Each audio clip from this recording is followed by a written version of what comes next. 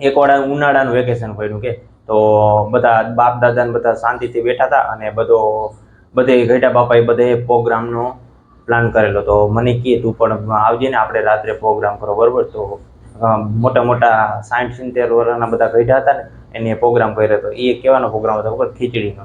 એ વઘારેલી ખીચડીનો બધે મોટા બાપાએ એને વઘારેલી ખીચડીનો પ્રોગ્રામ કર્યો. મને કે તું આવજે. મેં કીધું હા, કઈ વાંધો નહીં, હું પણ હું એમની સાથે બધે સાથે હું ગયો બરોબર રાત્રે. અને હું બધું લઈ આવ્યો, મસાલો, વઘાર, ડબલી બધું હું લઈ આવ્યો બરોબર. અને પછી પ્રોગ્રામ ચાલુ કર્યો અને એમાં એક બાપા હતા. એની ખીચડી વઘારીને વઘારમાં 2 ડબલા નાખી દીધી, વઘારીને ડબલી. પછી આ સાઈડથી નાથો બોલ્યો કે નાથા આટલાથી હું થાય, હજી એક નાખ ને. એની માને ત્રીજી ઠોકી, 3 વઘારીને ડબલી આખી ઠલવી દીધી અડધો કિલો ખીચડીમાં.